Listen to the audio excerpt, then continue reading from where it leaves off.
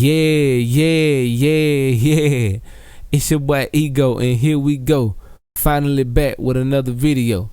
Hey, sorry for the wait. I appreciate everybody that been rocking with me and being patient with me. But y'all know how I like to do it. I like to get straight to it. But first, y'all know we gotta handle some business. I need y'all to hit that subscribe button, hit that like button, and after the video, leave a comment to let me know what y'all think. But enough of all that. Let's get to what y'all here for. It's story time with your boy Ego.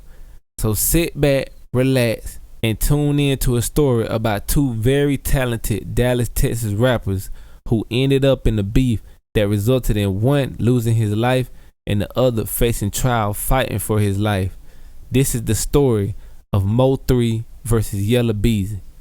But what I'm saying is, like, why wait till y'all get y'all fans, and why wait till y'all have all these supporters and y'all have all the jewelry and the watches and the cars and the Porsches and the Mercedes and the bitches and the grills? No, I'm keeping it real. Why wait for y'all? Why work hard for all that just to go backwards? The state of Texas is no stranger to producing hit-making rappers that have impacted the music industry. They have lyrical greats like Scarface and Trader Truth, one of the greatest duos in rap history with UGK, the era of Power Wall and Mike Jones, which I feel deserves majority credit for starting the wave of people wearing grills, which is still very popular today, and bringing us Billboard topping artists that have reached global superstar status like Travis Scott and Megan Thee Stallion. It's also home to the very well-known record label Rap-A-Lot. And yes, I know I left off a lot of other names, but you get the picture. Texas is definitely a powerhouse when it comes to the music industry. In the mid to late 2010s, multiple rappers started to emerge in the Texas rap scene and started a new era of music from the state, as these rappers were telling their stories about being in the street and living that street life. Not only making money, but allegedly committing serious crimes as well. This has also been said to be the time that gangs like the Bloods and Crip sets made their way into the state. Throughout the multiple rappers that would come from this era, two stuck out and started getting mainstream success, and the two were both from the city of Dallas, which was Yella Beezy and Mo3. Yella Beezy grew up playing sports during his childhood and had plans of a future in football. Going into his teenage years, he would begin rapping at the age of 13 and released his first mixtape at 14. He allegedly also began being in the streets around this time, selling drugs to help support his family. What Dallas did you grow up in? Oak Cliff. Okay. And you've talked about this in other interviews. You had a fairly hard upbringing. Yeah, it was, give and take, you know what I'm saying? Everything wasn't good, everything wasn't bad, you feel me? Like, I tell every time in my interview, I gotta dress it up because, my mom my biggest fan, so I never want to discredit my mom or make her feel like she ain't do shit. Like I said, it's regular struggle, like, we went through the normal everyday struggle that you have upbringing for, like just whatever, however you want to say it, you feel me? But, that ain't that what made us, that what made me, you feel me? So I appreciate everything I went through because it made me who I am now, you feel me? Well, you lost your dad pretty early on. Yeah. Yella would get his big break in 2017 when he released his hit single, That's On Me, which would make the Billboard charts. This led to him signing his first major record deal. He would later remix the song with major features from 2 Chainz, T.I., Rich the Kid, Lil Boosie, Young Jeezy, and fellow Dallas rapper and friend Trap Boy Freddy. His next Billboard charting single would be Back At It Again, featuring Gucci Mane and Quavo. As of today, these are the only 2 singles he had reached the charts, but he does have other popular singles like Up One featuring Lil Baby, What I Did featuring Kevin Gates, and Restroom Occupied featuring Chris Brown. He also would open up for Jay-Z and Beyonce on their tour in Dallas and Houston, which really put him on the radar as one of the top rising artists. When I dropped it, I just started getting like an instant kind of like feedback. We were like, damn. People like, man, this might be the one. I started getting calls from people like, man, I ain't gonna lie, bro. I just let such and such hear it. I think you might got you one. I was like, damn. I think it was DJ Khaled reached out, or somebody had reached out and was like, Beyonce concert, they coming down here and they want you to open up. Like, fuck it. Come on. They ain't gotta pay me. I don't even care about no payments or nothing. They need to just come on. I'm with it. I'm there. You ain't gotta tell me no price. It ain't no price. It's on me. Just get me and my people in, just like 2-3 of us, and we all right. While Yella was gaining mainstream attention, another rapper by the name of Mo3 was building up a buzz as well. Since a kid, Mo3 would say he has always been looked at as a problem child. He would speak on how it was growing up for him in an interview, saying his mom was like the neighborhood mom, meaning she would let all his friends come and stay with them all the time, and also saying his father was present in his life. I got partners that my mama raised in the same house, like for real, like living with us. Like they wasn't with their mamas, they was with us. So you had one of these moms, everyone kind of has these neighborhood moms that if you get in trouble or whatever, you could go stay with them. That was my mama, yeah. Like kids in the neighborhood that ran away from home, they end up at Mo3 house. They end up at my mama's house. Like she cooking, she don't even be knowing half the time. Like why them boys in there? Like they been over here for about 2 weeks now. They ain't where they mama at. She ain't, they hungry. She gonna feed them. 3 would also get into the streets at a young age and would mention in an interview how he would steal his cousin's gun and began walking around the streets with it at the age of 12. Yeah, I had my first gun. I was 12. Yeah, I had a Deuce 5. I stole it from my big cousin. He doing 23 years right now. So you ended up stealing your cousin's gun. Yeah. And I guess you didn't even have the clip or nothing. It was I just ain't the had a gun by clip. itself. Oh, you watching me? Yeah, I ain't had a clip. That's real life. I ain't had a clip to that bitch though, but I had the gun though, so I thought that was cool enough. Throughout his teenage years, he would be in and out of juvie as he was being arrested several times on robbery and gun charges. I ain't actually started going to jail to like staying in there to like 14, like staying in there, like, you know what I'm saying? So. Okay, and what were you getting caught at like 14 for? My first case, aggravated robbery, deadly whipping. Yeah, I got a lot of aggravated robbery. He would later begin rapping after his dad encouraged him to do rap to help keep him out of trouble. It wouldn't take long for him to quickly start to gain a local buzz with the talent he had. With mixing street rap and a melodic sound, he would release his debut mixtape Shotters in 2014. Nearly 2 years later, he released Shotters Reloaded, which had several popular songs on it and caught the attention of well-known rapper Lil Boosie, who developed a close relationship with Mo3. They would release a collab album together that gave Mo3 his first taste of Billboard success. How did y'all like officially like link up? Like how did this Boo and this Mo3 happen? He had Redbird doing a little, what you were doing, in the shoe store, taking pictures, meet and greet. Okay. I walked right in there. Boom, he, you know what I'm saying? He, yeah, you the young, whoop, whoop, man, here and back, whoop, whoop. I'm talking about like, he put me on the stage at the Gas Monkey, I rock out. Probably like next month, his brother TQ called, like, it was Monday. We was in the studio, I remember. It was Monday. He called, like, what y'all doing this weekend? Like, I don't know, what's up? He like, what y'all doing next 2 days? Like Wednesday, come out here, Boosie gonna fly out here. Oh, for real, we ain't doing nothing. You know what I'm saying? Like, so boom, we fly out there, pick us up, meet everybody, T. Jones, family, everybody done rap the I'm telling my members, I already knew everybody.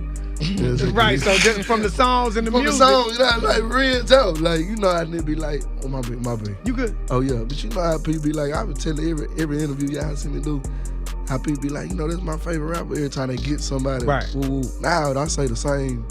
He in all my articles, like from the labels and everything, like he's the first one. Like, I told him like, nah, you ain't my favorite rapper, you my favorite street nigga. Like you know what I'm saying? Like, it's bigger than rap. You know what I'm saying? So like, I was ready, like, let's go.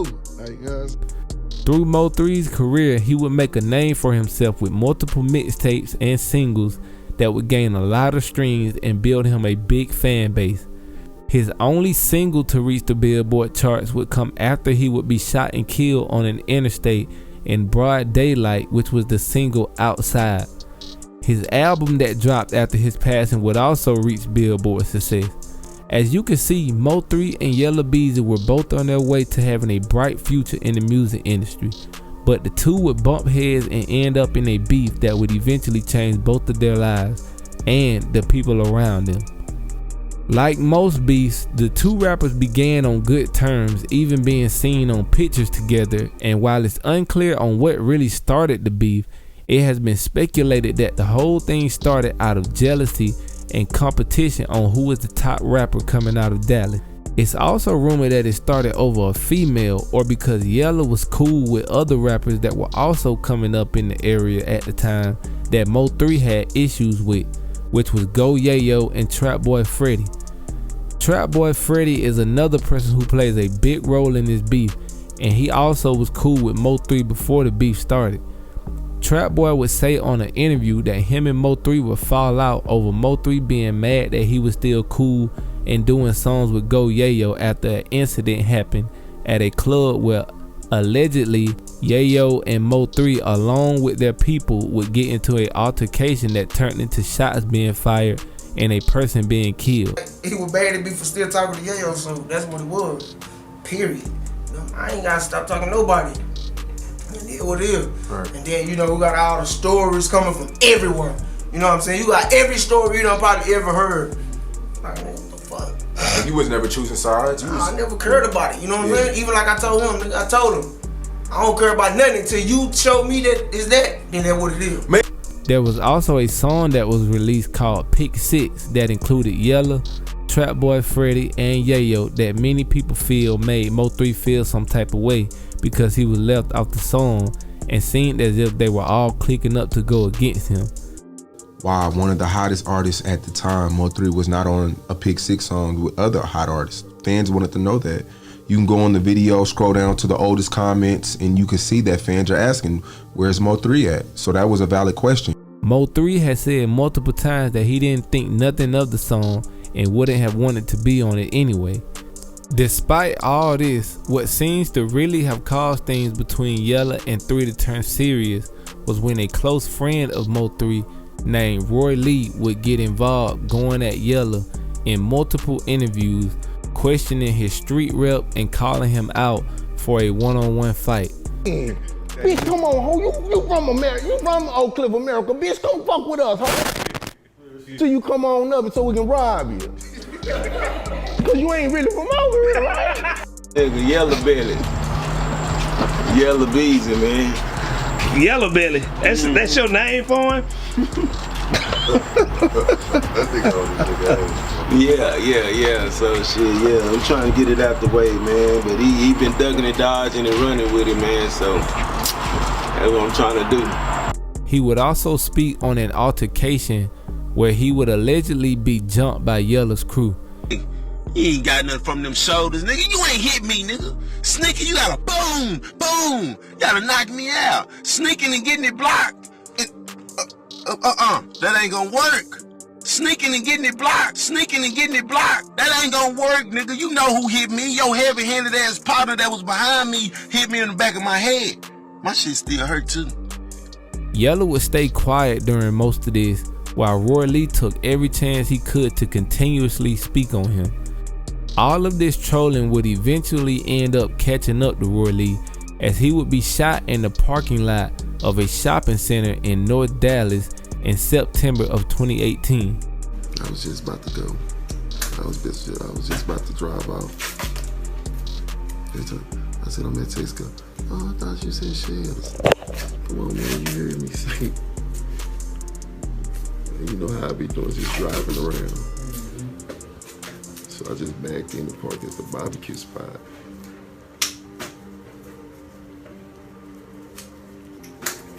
So obviously they seen me at Texaco. You see what I'm saying? Because I was in Texaco for a little bit.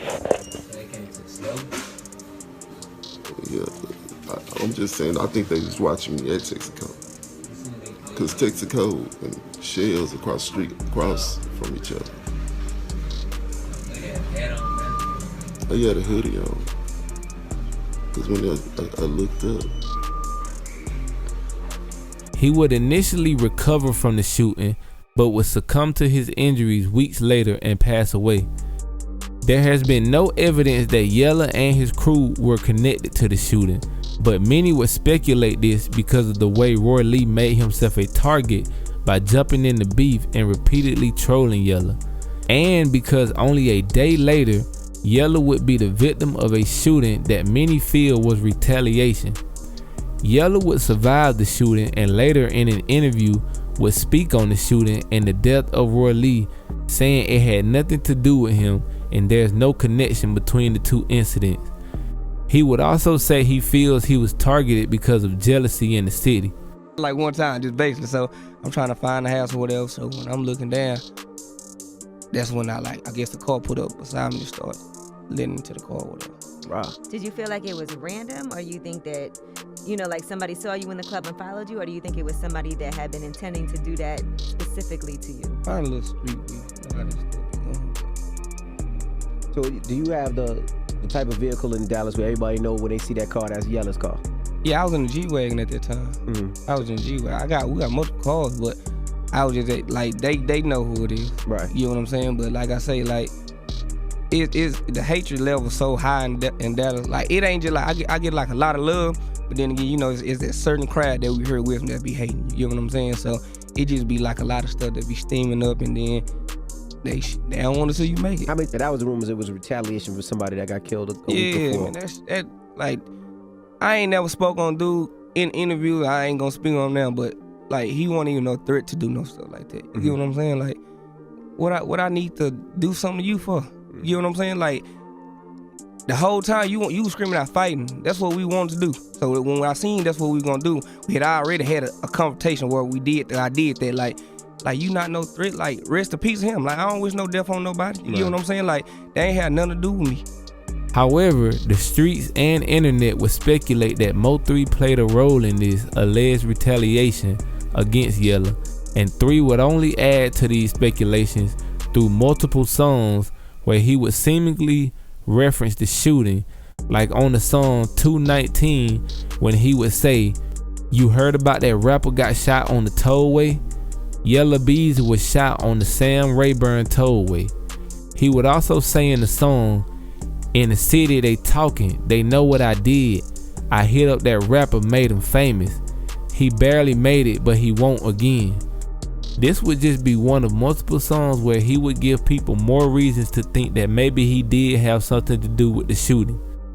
He would also say in a live video responding to Yella saying on an interview that he doesn't know him by saying, "How you don't know me when you done felt me in my presence," which one could take as him insinuating he has done something to Yella, perhaps that shooting on the Tollway. Why you get on Vlad TV talking about you don't know me? When you done felt me, you get what I'm saying? That way. You know what I'm saying? Like, come on, man, you felt my presence before, sir. Kyler better tell him how I'm rocking, cause you already felt me. You did. Damn near died on that freeway, Lord help him. For real. It's a shame how LeMelvin be stepping. Bitch, I'm a devil. During this time, 3 was also going back and forth with Trap Boy Freddy, who, as I mentioned earlier, is a close friend of Yella. They would go back and forth on live videos and social media posts, speaking on a situation when Mo3 actually went to Trap Boy's hood and called him out for a fight, and Trap Boy allegedly turned down the idea of fighting while holding a gun. On your block, I walked up to your store. I knocked on your motherfucking door. Matter of fact, I'ma keep it G. My partner knocked on your door, and I told him, cause I was talking to the OG niggas right there. You know what I was telling them? Hey, that nigga in there. And I'm trying to scratch him down. They like, for real? I'm like, yeah, that's what I came over here for. I ain't strapped, I ain't got no burner, no nothing. I ain't got none of that. I'm finna punch him down real quick. We gonna get this the other way. Boom. He come outside. What's up? What's up? Whoa, no, I don't do no fight. I say, come on, blood. I said, ain't gonna take that long. No, I don't do no fight. Post the whole video though, so they can see what's going on. Nigga, fuck is you talking about? There would also be multiple incidents, with one being a brawl at the state fair between the two crews when Mo3's manager, Rainwater, was allegedly ambushed, which set off the fight. Hey boy, you better get to the front. Your fighters out here getting their head whooped. Shana, get your ass back here, dog. Oh, I finally got to hit a nigga with the motherfucking rings. Yes, sir. Finally got to give me one. They were out there having 9th grade knockout. That shit was fun to bit, man. And another situation at a club where another altercation would take place, but this time shots being fired, and allegedly, according to Mo3, Trap Boy was shot, but Trap Boy says he was just grazed, which technically still means you were shot, but in the streets, due to egos, some look at it differently. Pussy ass op laid up in a hospital talking about he got in a car wreck. Boy, fuck that, talking about you broke your leg. Tell these niggas you really got hit up. Yeah, pussy ass nigga. Bitch ass nigga, you capping. Nigga, you got hit up. Everybody know you got hit up when your pussy ass went to the hospital. You telling people don't record it, don't put it out there, woo, cause you want motherfuckers to think in the city you untouchable. Nah, bitch, it's pressure. Nigga talking about he broke his leg in a car wreck. You goofy in the hoe. I bet your partner sitting up there looking like, bro, so he just gonna act like he ain't get shot? A couple weeks ago, he gonna act like nigga ain't hit him up and be live? Stop playing. I don't know who did it, I'm just saying. Why you capping like your leg got broken in a car wreck? Pussy ass back up down the foot. Oh, talking about you don't tell nobody. Nigga, everybody knew that shit, nigga. Fucking nigga, you just like a bitch. I couldn't wait to tell. Yeah, I knew it. 3 would also mention something about a Sprinter bus being shot up in that diss song 219 that some have assumed he was dissing Trap Boy, as Trap Boy would post a video of a new Sprinter shortly after this. Now remember, I just mentioned how at the fair that 3's manager was allegedly punched by Trap Boy or someone in his crew. Well, this wouldn't be the only time his manager would be the victim of a fight because of his ties to Mo3, because he would be attacked once again at a nightclub in Dallas, but this time by Yella Beezy and his crew. Yella would be seen on camera right after the attack bragging about beating up Rainwater, and the whole incident was caught on surveillance video, which led to Rainwater suing Yella, saying he suffered a dislocated hip as a result of the attack.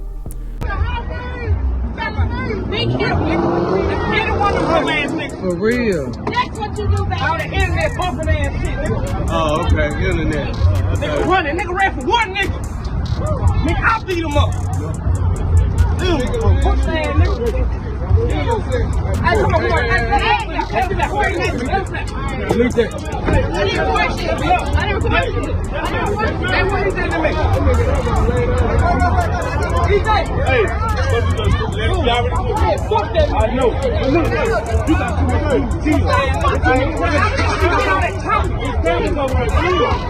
Mo3 would go live and speak on this, saying Yella gets no respect for jumping a manager who is not from the streets.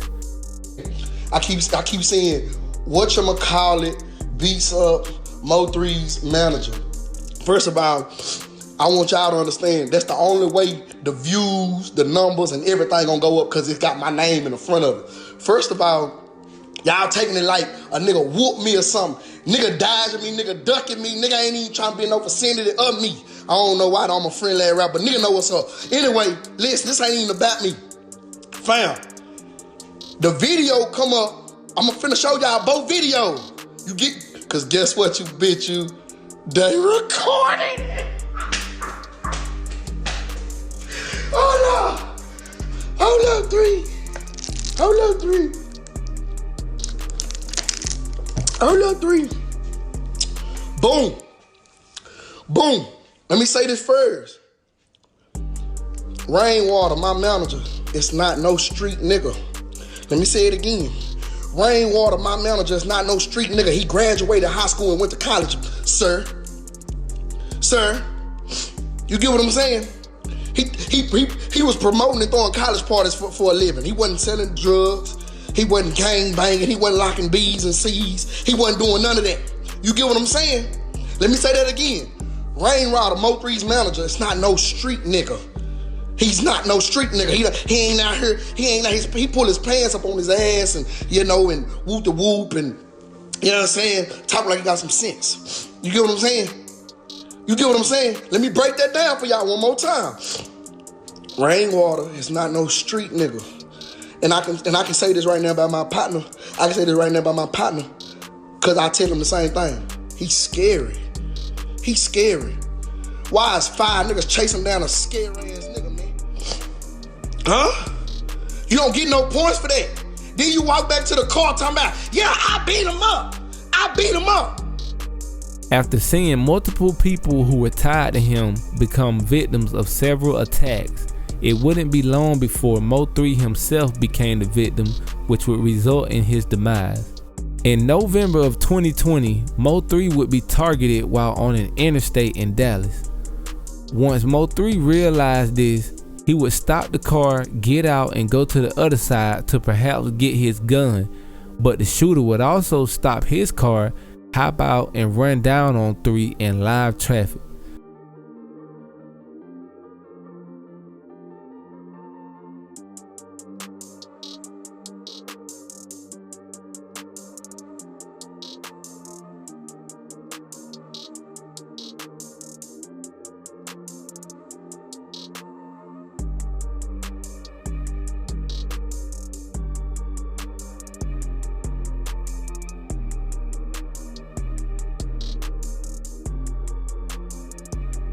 Mo3 would not survive this attack as he was pronounced dead on the scene. Trap Boy Freddy would go on live while on that same highway at the same time wondering what had traffic backed up. Man, whoever got the motherfucking freeway blocked off need to get y'all shit together, dog. God damn. Nick can't get on the fucking freeway. And all got the freeway blocked off all the way on Pope, dog. The fuck they got going? While some have felt like he was trolling, I feel it's impossible he could have actually known what had happened, because there is just no way he would make a risky move like that, knowing that the streets and police knew about their beef, and if he had anything to do with it, this would go down in history as one of the most insane self-snitching situations ever. He would, however, go on to make multiple diss songs about the shooting and speak about it on interviews. Some people felt like, some people felt like Trap Boy, let it go. Like, let it go, bro. It's over. It's never can be let go. You know what I'm saying? Like that's some people probably won't never understand that. You know what I'm saying? Like, how could you let go of your partner? How could you let go a nigga talking about your partner that was just dead? Like, how could you let go having to look out for your partner kids and shit like that? Talk to your partner and their mamas and shit. You watching multiple people cry. You see what I'm saying? So some people might understand, but they really just don't understand how for real that shit is. Like, I ain't sparing nobody's feelings. When nobody sparing our feelings, that shit went on 3 years. And they only talking about this little one funky year. They better let that shit go. Yeah. So how long are you gonna keep this shit going? Since the first day he dropped the first diss song. So you go on YouTube, wherever he put it at, and go look at the date, and that's how long I'm gonna do it. Hey, bang, bitch. Internet a motherfucker. Everybody was laughing with him then. Y'all ain't laughing no more. See, I never cared about this shit. I still don't. I'ma have money with or without. Trust and believe, honey. Yeah, pussy bitch. Why you do that to Mo3, bro? What I do to that nigga? I'm saying you making all them songs and shit, man. What? Let that man rest in peace, bro. Nigga, let that nigga rest in peace, nigga. Don't come on my motherfucking page. Yella would also go live soon after the shooting in a joyful mood, but not saying anything related to Mo3 or his shooting. Hey, what's up, Freddy? Yeah. Hold up. Nigga. Ooh, Seen a nigga running down the street, boy. Like, I done seen a nigga, he was running from the pipe.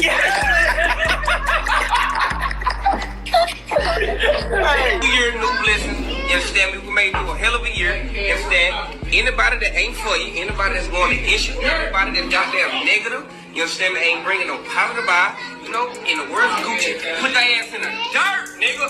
Damn! For sure, you did. Here we go. Take a toast. With a person like Mo3 who was loved by many of his people, and came from a street background, it wouldn't be a surprise that retaliation would follow, with it being reported that several shootings and murders had taken place days and weeks after his murder. Boosie, who I mentioned had a close relationship with Mo3, would also become a victim of this aftermath when he would come to Dallas for a memorial for Mo3 and would at some point get shot and rushed to the hospital. He would speak about this in an interview. Well, when you went back there after he passed away, you went over there and you got shot. Yeah. You know, and I guess you just woke up in the hospital? What all, you know, you were just there, man, just to, you know, kind of celebrate Mo3, and you ended up getting shot. I just was going to pay my respects, because that was my real friend, and I didn't get shot. When you get shot, you don't talk about it. You just wake up in the hospital. The wind shot me. It was windy that day. It was in November. Well, how bad was the shot? Because I believe I seen that you had a few complications with it going forward. Yeah, I mean, still got iron in my leg, bro. Oh, wow. Yeah. Damn. It blew my kneecap out. Damn, bro. I told him to fuck out that city, bro. I told him, bro, you know. I told him. A month after the murder of Mo3, a man who is believed to be the actual shooter was arrested and charged with the murder. He would have some very incriminating posts on his Instagram, including pictures with a gun similar to the one seen in the video of the shooting, and also a picture with a car that looked the exact same as the one that was also used in the shooting. The following year in 2021, a second arrest would be made, as the story went that this guy was upset that Mo3 had relations with the mother of his child, and through investigation, cell phone records and messages and calls between the two suspects were exposed leading up to the shooting. The careers of both Yella and Mo3 would be affected by this beef, because after Mo3's death, Yella's career hasn't been the same. It seems like no matter what, he hasn't been able to regain that same momentum he once had, and was being heavily watched by the police. But for years after the second arrest, it looked like despite all the beef and altercations between Mo3 and his main ops, his killing was over something completely unrelated. But there was this picture on the alleged shooter's page of him and Yella Beezy that always left people thinking there was at some point some kind of connection between the two. So years went by with no real evidence linking Yella or anyone he was close with, including Trap Boy, to the murder. Then, in what would send shockwaves through social media, out of nowhere 5 years later, in March of this year, Yella Beezy would be arrested on murder for hire charges in the death of Mo3. Breaking news stories tonight, starting with an update on a rapper gunned down on a highway 5 years ago. Dallas police now say Yella Beezy hired a hitman to kill his one-time friend turned rival. Allegedly, phone records show a payment sent to the shooter from an account under Yella's name after the murder to go kill Mo3. If we go back a little, Mo3 did mention multiple times in songs and interviews that there were rumors of money being out on his head in the street. I've had people DM me and say they put 30,000 on my head. And you know, you talked about you getting those type of DMs and those type of rumors. I get that all the time. It's normal. It is. Unfortunately, you're right. It becomes normal after a while. It do become the first normal. time you see it, you're like, "What the fuck?" And then you're like, "Another one of these." Yeah, another one is like somebody threatened my life. And remember when I said Trap Boy would put out multiple diss songs after the murder? Well, in the song Shirt, Trap Boy would rap the lyrics, dissing on Lil Dre, left his lil on 35, which is the name of the highway Mo3 was killed on, and Lil Dre could easily be assumed to be Yella, whose middle name is DeAndre. It was first rumored that Trap Boy was on the run after Yella was arrested, but he has since been in an interview denying these rumors. And so we'll just cut it out, you know what I'm saying? They say you on the run. Is that true? Hell no. Okay, I was just asking that what they say. That's that internet shit. Yeah, they were like, ask him, is he on the run? I'm like, nah, I ain't seen nothing like that. That's crazy. Yeah. Yella was also granted bail and was released awaiting trial. The alleged shooter has also spoken out recently, as many people have assumed he snitched on Yella, but he has denied those claims and says that the charges against Yella are false. He also still stands on being innocent and alludes that he's basically taking the fall for someone else, choosing to stay loyal to the street code.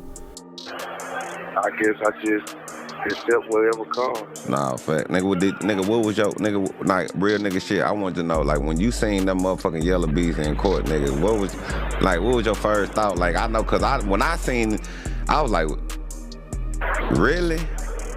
Niggas lying. My first thought is niggas lying, and shit.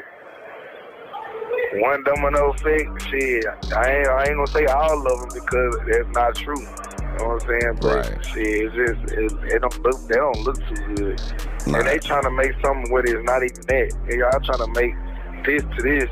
You know what I'm saying? But hey, man, you know, they don't do what they want to do. They want to spend their money and do all that themselves. Nah, fact. I don't buy it. So you mean, so you that mean you ain't telling then, right? Hell no. That's what I'm saying. Like, you ain't telling. That's what I'm saying. But we all know who's telling. It's what you get for being loyal to the game and to niggas. You know what I'm saying? I haven't did nothing, but it is what it is. So it's over with. I'm ready to just go and get over and get my time and either shit. It does make you wonder, why would he wait 5 years later to now decide to involve Yella in the murder? Some have claimed that he did it maybe because Yella stopped contacting him and sending him money. But like I said, he denies having anything to do with Yella being arrested. This situation is far from over, and I'm sure more details will definitely be exposed as time goes by. This is yet another tragic story of two rappers who had great talent and were both on their way to success, but couldn't put the streets behind them, and has left one in the grave and the other fighting for his life over the murder.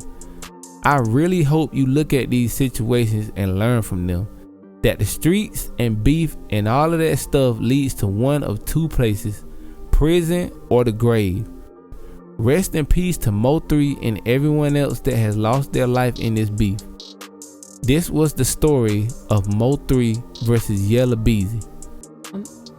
Do you think it was unreconcilable? Like, if nothing would have happened to him, do you feel like at any point it would have ever came full circle? So where y'all sat down in the same studio? They were trying to get that done. I don't know though. Like, I ain't never just, like, I honestly never just thought about it, like how everybody was trying to put everything that was going on. You know what I'm saying? Like, they was making situations bigger than what it is. They was trying to make it seem like it was just some terrorizing shit going on. I was just laughing. I was laughing behind, like, the scenes with the shit. Like, but, like, ain't no telling what could have happened. I don't know, like.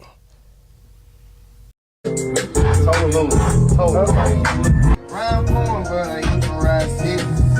On that Grand Mosquito, there I miss. I was taking on the lane, I let her bitch. If there no be no way they baby, they gon' take me. Now down the street, that what they made me, that who raised me.